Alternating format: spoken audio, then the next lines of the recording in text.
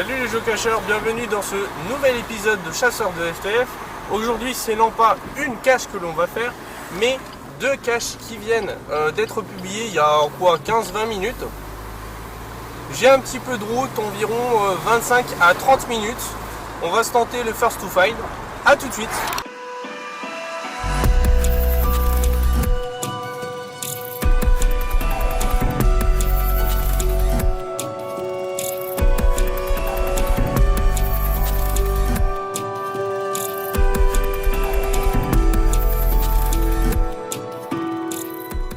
Bon, apparemment, on est arrivé sur les lieux de la cache. On est sur une espèce de ferme avec notamment des chevaux que vous voyez ici. On est à 10 mètres de la cache. Et d'après l'indice, il faut s'asseoir sur une pierre et apparemment on trouverait la cache. Et justement, on a juste à côté de ce petit ruisseau une grosse pierre, enfin plusieurs grosses pierres pour être précis. Donc on va essayer de suivre les indications, s'asseoir et puis voir si on trouve quelque chose.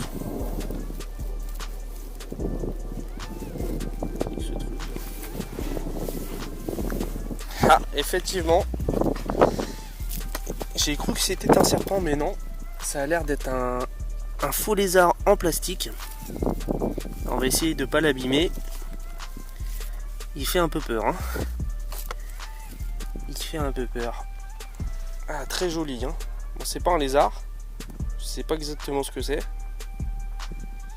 Et alors la cache, par contre, où se trouve-t-elle? Ah ouais, belle réalisation. Merci au poseur. Il n'y a vraiment pas beaucoup de monde sur place. Ça sent quand même le first to find. Le logbook est particulièrement neuf. Suspense. Et bah écoutez, le logbook est totalement vierge. C'est donc un first to find.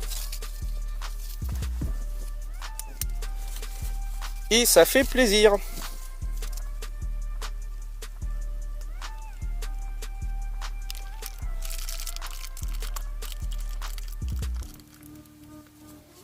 Et voilà une bonne chose de faite. On va aller replacer le logbook à sa place. Ça m'a vraiment fait peur quand je l'ai vu. J'ai cru que c'était une queue de serpent. Donc si le poseur voit cette vidéo, bah sache que tu as bien joué ton coup. Allez. Lucky, allez monte. Non, c'est pas là que tu montes. Descends. Lucky, descends de là. Descends. Tu vois bien que t'es pas au bon endroit. Descends. Et viens ici. Allez. Viens. C'est là que tu montes. Monte. Voilà, c'est bien. Et ben c'est parti, on se rend sur la deuxième cache en espérant faire à nouveau un first to find. Normalement elle est pas très loin, je dirais à 5 ou 10 minutes. Bon, je suis arrivé à ce qui semble être la fin d'un chemin. Je suis obligé de laisser la voiture ici et je vais tenter d'y aller. Il reste encore une borne 5. J'espère que c'est pas une propriété privée.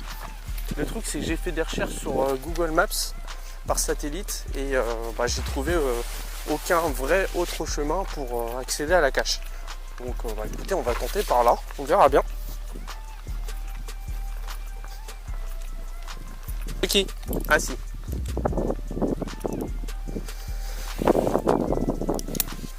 Bon, je vois un autre chien là-bas avec une dame. Donc à mon avis, c'est juste un chemin de promenade. Oui, c'est un joueur, oui. Mais bon, après ça va.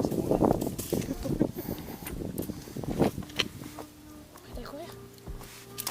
Allez, à l'attaque. Ah, doucement, Lucky. Et c'est aussi un... Ouais. Mais je connais pas du tout le coin, par contre. Je savais pas si c'était une propriété privée ou quoi. Non. Ok. Je dois faire encore 1,3 km à peu près dans cette direction. Vous avez un but précis? Oui, non, je marche pas. Je fais une chasse au trésor en fait. Ah, j'ai un pote qui fait ça aussi. Et il y en a une dans cette direction. D'accord. Bon, bah, les gars, je savais pas qu'il y avait une chasse au trésor, donc je vais pas chercher plus loin. Elle vient de paraître aujourd'hui en fait.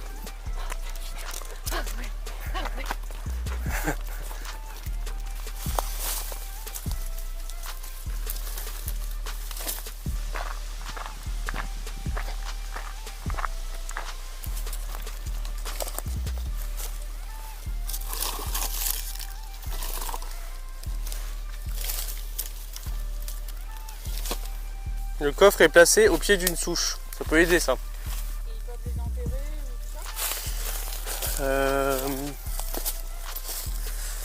ça? Ça peut arriver de faire mettons un trou, de placer la boîte dedans, et après de mettre une souche par exemple. Mettre une souche ou... ça peut arriver. Mais après c'est jamais enterré quoi, c'est camouflé.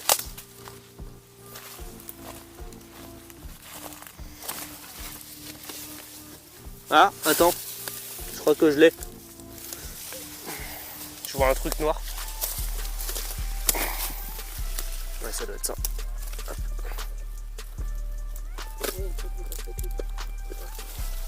C'est plus petit que ce que je pensais. Ça doit être... C'est ça le 0 ? Il n'y a pas de 0. Ah voilà, c'était ça. Fallait faire un tour complet. Alors, un faux billet. Ça c'est des objets qu'on peut laisser dans les caches. Tu peux avoir des petites figurines de Kinder. Il y a pas mal d'enfants qui jouent avec leurs parents et du coup c'est un jeu en famille aussi. Voilà. Et le logbook, le papier c'est ça. Et donc après tu vas chercher le numéro 1 et là tu vois que ça a déjà été fait. Et donc moi je suis second to find.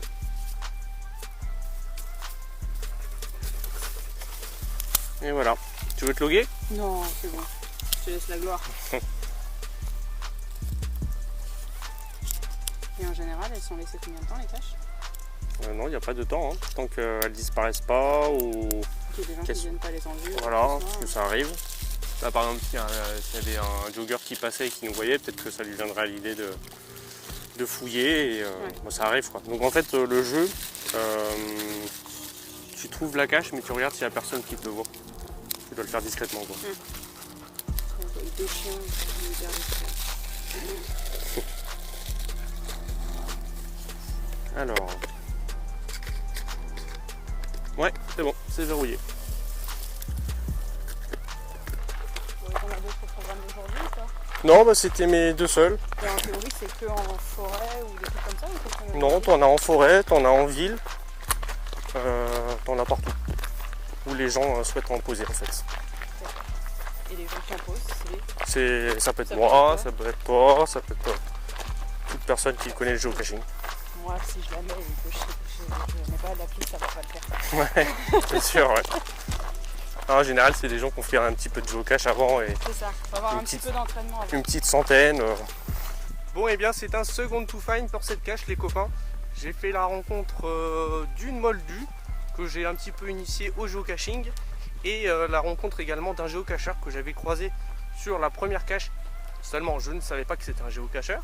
Félicitations à toi, Range08 pour ton FTF sur cette cache et puis à charge de revanche. Je vous souhaite de bonnes recherches si vous allez géocacher aujourd'hui.